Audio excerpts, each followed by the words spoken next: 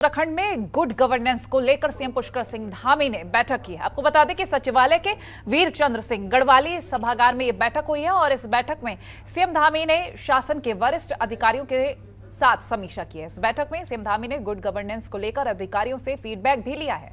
साथ ही e office प्रणाली को मजबूत करने पर विशेष फोकस करने के निर्देश दिए हैं।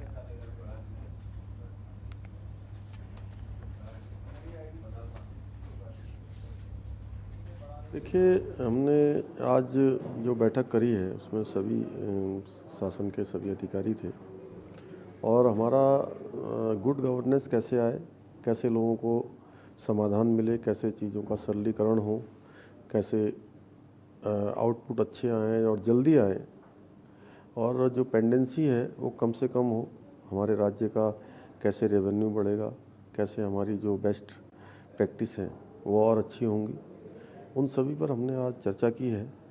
और इसके साथ साथ मितव्ययता है, पारदर्शिता है, ये हमारा मूल मंत्र रहेगा उन सभी को लेकर। इसके साथ साथ अपनी सरकार जनता के द्वार करके इंटरनेट और टेक्नोलॉजी का भी अच्छा उपयोग करेंगे और इसको हम एक पायलट प्रोजेक्ट के रूप में देहरादून से शुरू करेंगे।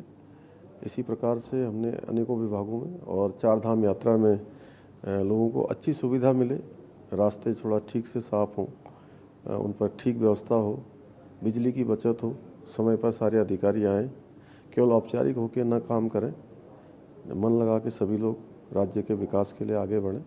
इन्हीं सब पर आज चर्चा हुई है।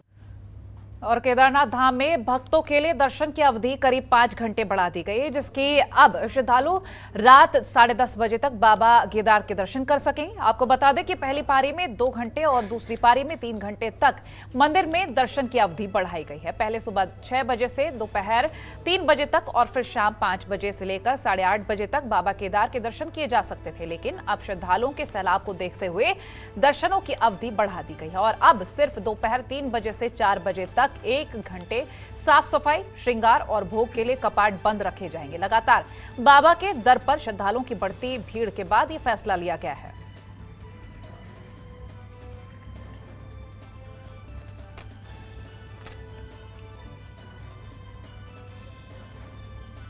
तो अब रात 10:30 बजे तक श्रद्धालु दर्शन कर सकेंगे। 5 घंटे अवधि और भी बढ़ा दी गई है। और चंपावत उपचुनाव में कांग्रेस के उम्मीदवार बनाए गए निर्मला गहतोड़ी आज नामांकन दाखिल कर चुके हैं। निर्मला गहतोड़ी ने रिटर्निंग ऑफिसर हिमांशु कफलटिया के समक्ष 2 सेट में नामांकन पत्र दाखिल किया है। इस मौके पर प्रदेश कांग्रेस अध्यक्ष करण माहरा, नेता प्रतिपक्ष यशपाल आर्य, उपनेता प्रतिपक्ष भुवन कापड़ी, राज्यसभा सदस्य प्रदीप टमटा समेत कांग्रेस कार्यकर्ता मौजूद रहे। चंपावत विधानसभा उपचुनाव के लिए नामांकन का आखिरी दिन है। अब उपचुनाव को लेकर प्रचार की जंग छिड़ेगी। जल्द केंद्र और प्रदेश के सियासी दिग्गज प्रचार में उतरेंगे। नामांकन के बाद मीडिया से बात करते हुए निर्मला गहतोड़ी ने अपनी जीत का दावा भी किया है। उन्होंने कहा है कि मुख्यमंत्री के सामने पूरी शक्ति से चुनाव लड़ूंगी।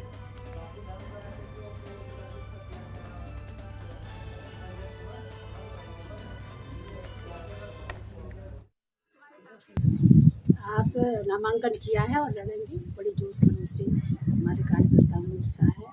ऐसा है, हम लोग इलेक्शन लड़ेंगे तो सादगी से ही लड़ेंगे, क्योंकि आपको मालूम है एक तरफ कुबेर खड़े हैं, दूसरी तरफ हम जनता के सेवक हैं और ऐसा मुझे पूरा विश्वास है कि जनता ने मुझे भरोसा भी दिया, विश्वास भी है कि मैं जीत गया। कांग्रेस के लिए कठिनाई नहीं है। एक तो सशक्त महिला है, जैसा आपने भी कहा, मेरी इंस्ट्रक्टर रही हैं मैं मनरेगा की और पुरानी यहाँ की जिलाध्यक्ष भी रही हैं और सरकार जब थी तो वो राज्य मंत्री भी रही है। रही बात मुख्यमंत्री की मजबूती की, बगल में भी मुख्यमंत्री जी 10 साल तक विधायक रहे और मुख्यमंत्री रहते हुए हमारे छोटे भाई भुवन कापड़ी ने उनको हराने का काम किया है और बीजेपी की हालत खराब है। मनोज तिवारी जी से हारे हुए व्यक्ति को यहाँ उन्होंने प्रभारी बनाया, हमने मनोज तिवारी जी को प्रभारी बनाया है और जनता जो है बिल्कुल बहकावे में आने वाली नहीं है, क्योंकि बीजेपी का ट्रेंड है, वो 4 महीने में, 3 महीने में, 2 साल में मुख्यमंत्री बदलती रहे, तो ये मुख्यमंत्री जी कब जाएंगे पता नहीं है। इसलिए जनता अपने बीच में रहने वाले ऐसी महिला को वोट देगी जो उनके दुख में, सुख में, हर चीज़ में खड़ी रही हैं। और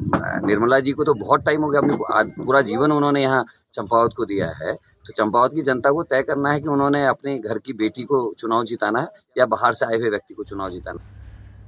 और उदयपुर में कांग्रेस अपना 4 दिवसीय चिंतन शिविर का आयोजन कर रही है। इस शिविर में उत्तराखंड से भी कांग्रेस के बड़े नेता शामिल होने पहुंच रहे हैं। आपको बता दें कि कांग्रेस के प्रदेश प्रवक्ता डॉक्टर आरपी रतोड़ी ने जानकारी देते हुए कहा कि इस चिंतन शिविर में कांग्रेस के प्रदेश अध्यक्ष करण महारा, कांग्रेस कार्य समिति के सदस्य हरीश रावत, पूर्व नेता प्रतिपक्ष प्रीतम सिंह, पूर्व अध्यक्ष गणेश गोदयाल, नेता प्रतिपक्ष यशपाल आर्य सहित कई बड़े नेता शामिल होंगे। आपको बता दें कि उदयपुर में 12 मई से चिंतन शिविर का आयोजन किया जाना है, जिसमें संगठन को मजबूत करने और आने वाले चुनावों के लिए योजना बनाए जाने पर चर्चा होगी और कांग्रेस को मजबूत करने के लिए रणनीति बनाई जाएगी।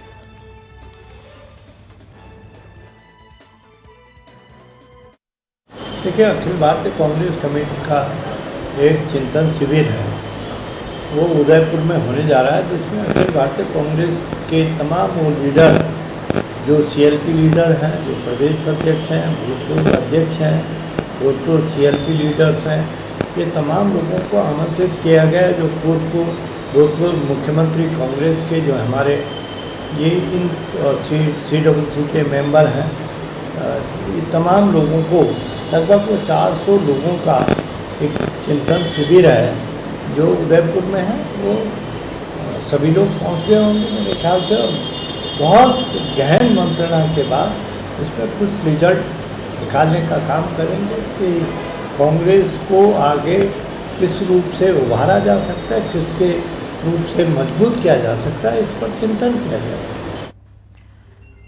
और चारधाम यात्रा के चलते 21 मई को उत्तराखंड के कई रेलवे स्टेशन को बम से उड़ाने की धमकी दी गई है। आपको बता दें कि रुड़की रेलवे स्टेशन के अधीक्षक LK वर्मा को एक धमकी भरा खत मिला है, जिसमें देहरादून, रुड़की, ऋषिकेश, हरिद्वार रेलवे स्टेशन समेत कई धार्मिक स्थलों को बम से उड़ाने की धमकी दी गई है। खत भेजने वाले ने खुद को आतंकी संगठन जैश ए मोहम्मद का एरिया कमांडर सलीम अंसारी बताया है। इस पर हल्द्वानी के SP हरबंस सिंह ने कहा है कि आतंकी धमकी को नजर में रखते हुए पुलिस पूरी तरह से अलर्ट है।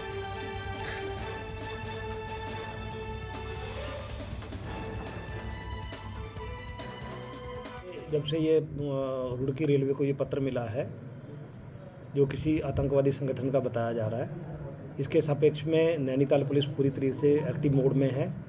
हम सब बस अड्डों पर, रेलवे स्टेशन पर लगातार चेकिंग करवा रहे हैं और अगर कोई संदिग्ध मिलता है तो उसके विरुद्ध कार्रवाई की जाएगी। और इसमें जो हमारी जनमानस है, जो जन सामान्य लोग हैं, उनको किसी प्रकार से दहशत में आने की, किसी प्रकार से घबराने की आवश्यकता नहीं है। पुलिस आपकी सुरक्षा के लिए लगातार 24/7 मुस्तैद है। और वहीं चंपावत विधानसभा सीट पर हो रहे उपचुनाव के लिए बीजेपी ने अपनी कमर कस ली है। उपचुनाव के लिए बीजेपी ने अपने स्टार प्रचारकों की सूची जारी की है। बीजेपी के राष्ट्रीय महामंत्री और पार्टी मुख्यालय प्रभारी अरुण सिंह ने 40 स्टार प्रचारकों के नामों की सूची जारी की है। स्टार प्रचारकों की सूची में उत्तर प्रदेश के मुख्यमंत्री योगी आदित्यनाथ, केंद्रीय मंत्री स्मृति ईरानी, अनुराग ठाकुर के नाम भी शामिल हैं। वहीं प्रदेश पार्टी प्रभारी दुष्यंत गौतम, सह प्रभारी रेखा वर्मा, पार्टी के प्रदेश अध्यक्ष मदन कौशिक भी सीएम धामी के लिए प्रचार करेंगे।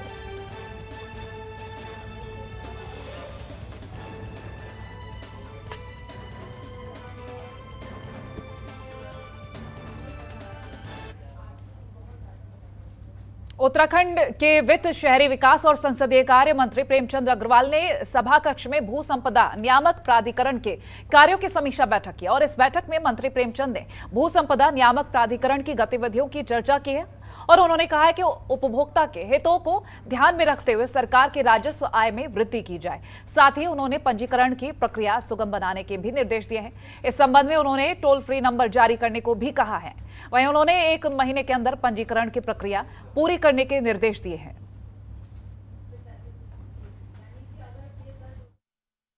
ये रेरा जो हमारा भू संपदा नियामक प्राधिकरण जिसे बोलते हैं, उसकी आज मैंने बैठक ली और जिसमें जो रेरा में पंजीकरण कराने की व्यवस्था है 30 दिन की है।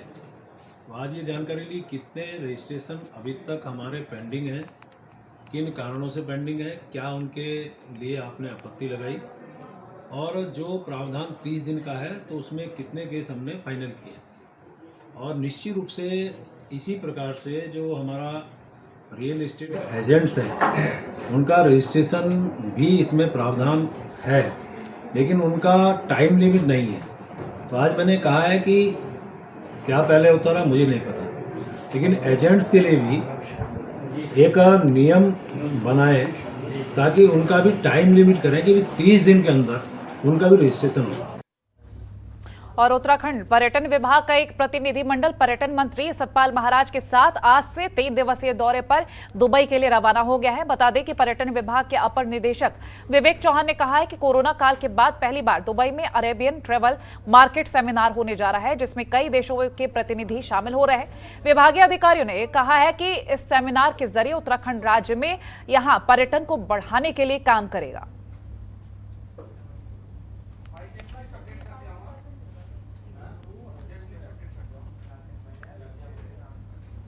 पर्यटन मंत्री सतपाल महाराज के दुबई दौरे को लेकर सियासत अब तेज हो गई है। कांग्रेस ने उनके इस दुबई दौरे पर सवाल उठाते हुए कहा है कि पर्यटन मंत्री को उत्तराखंड के पर्यटन और चारधाम यात्रा से कोई सरोकार नहीं है। साथ ही उन्होंने सतपाल महाराज को नसीहत देते हुए कहा कि मंत्री को चाहिए था कि वो यहां के अधिकारियों से समीक्षा करते और राज्य में चारधाम के लिए आने वाले यात्रियों के लिए बेहतर सुविधाएं उपलब्ध करवाते। इस तरीके से चारधाम यात्रा 2 साल बाद सुचारू रूप से संचालित हो रही है और इस बीच कितनी खबरें आ रही हैं। अब तक के जो आंकड़े हैं उनके हिसाब से 20 लोगों की मृत्यु हो चुकी है, वो भी सिर्फ सरकार की अनियमितताओं के चलते। आप समझिए शौचालय नहीं है लोगों के लिए, पीने का पानी नहीं है, लाइट की व्यवस्था नहीं है, सड़कें टूटी हुई हैं, उस पर जब झिमझिम बारिश हो रही है तो उसकी वजह से कीचड़ फैला हुआ है, रैन बसेरा लोगों के पास नहीं है। और ऐसी सिचुएशन में जब पर्यटक मंत्री जो सतपाल महाराज जी हैं उनको यहाँ पे होना चाहिए तो वो दुबई घूम रहे हैं। ये दर्शाता है कि ये भारतीय जनता पार्टी की मानसिकता है जो कि जनता विरोधी है। और ये बात मुझे उस दिन की याद दिलाती है जब दोपहर में पुलवामा अटैक इतना जो है हमारे जवानों पे अटैक हुआ और वो नरेंद्र मोदी जी जो है डिस्कवरी चैनल के एक कार्यक्रम की शूटिंग कर रहे थे। तो ये बड़ी दुखद बात है और पर्यटक मंत्री जी को आज यहाँ होना चाहिए, अधिकारियों के साथ बैठक करनी चाहिए, जायजा लेना चाहिए वहाँ पे सुविधाओं का और लोगों की मृत्यु क्यों हो रही है इस पर भी उन्हें जायजा लेना चाहिए। और चारधाम यात्रा में इस बार दर्शन करने वाले तीर्थयात्रियों का नया रिकॉर्ड बन सकता है। 7 दिन के अंदर ही 2 लाख से अधिक तीर्थयात्रियों ने केदारनाथ, बद्रीनाथ, गंगोत्री और यमुनोत्री धाम में दर्शन किए हैं, जबकि यात्रा पर आने के लिए पंजीकरण का आंकड़ा 10 लाख के पार हो गया है। कोरोना महामारी के कारण 2 साल बाद चारों धामों के कपाट खुलते ही चारधाम यात्रा पूरी क्षमता के साथ संचालित हो रही है, जिससे चारों धामों के दर्शन करने के लिए श्रद्धालुओं में जोश और उत्साह है। पहले दिन से ही केदारनाथ, बद्रीनाथ, गंगोत्री और यमुनोत्री धाम में दर्शन करने के लिए भक्तों की दोगुनी भीड़ उमड़ी। और उत्तराखंड पर्यटन विकास परिषद के मुताबिक चारधाम यात्रा में 2 लाख से ज्यादा तीर्थयात्री दर्शन कर चुके हैं। इसमें सबसे ज्यादा 77,656 तीर्थयात्रियों ने केदारनाथ धाम के दर्शन किए, जबकि गंगोत्री धाम में 49,215, यमुनोत्री धाम में 46,405 और बद्रीनाथ धाम में 30,773 तीर्थयात्री दर्शन कर चुके हैं।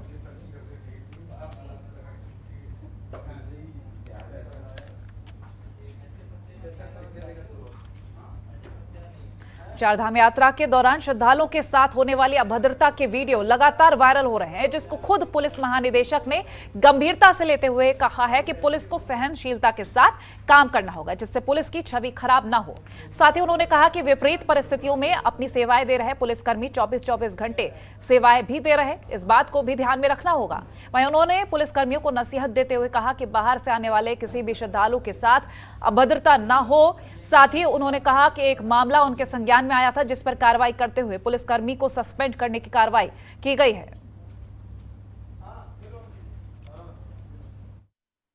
यात्रा में पुलिस बहुत ही एक्स्ट्राऑर्डिनरी ड्यूटी कर रही है, 24 घंटे की ड्यूटी कर रही है। एक आदमी की शिकायत आई थी, उस पर हमने उसको निलंबित कर दिया। बट ओवरऑल जो पुलिस व्यवस्था है वो जो लोड को देखते हुए, जितनी भीड़ को देखते हुए, ट्रैफिक गाड़ियों को देखते हुए बहुत अच्छा मैनेज पुलिस ने किया हुआ है और हमने सबको निर्देशित भी किया है। मुझे विश्वास है आगे भी अच्छा करेंगे। मैं ये भी लोगों से कहना चाहता हूँ कि लोग अगर रजिस्ट्रेशन जरूर करा करके आएँ। बिना रजिस्ट्रेशन कराए आने से फिर उनको दिक्कत हो सकती है, विशेषकर केदारनाथ में इतनी भीड़ वहाँ जा रही है, तो हम किसी स्टेज पे बिना रजिस्ट्रेशन वालों को वहाँ जाने से रोक देंगे। खबरों के निष्पक्ष विश्लेषण के लिए सब्सक्राइब करें Jantantra TV and press the bell icon. Never miss any update.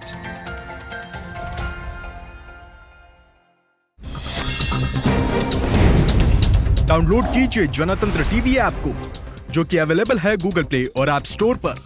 अधिक जानकारी के लिए अभी डाउनलोड करें।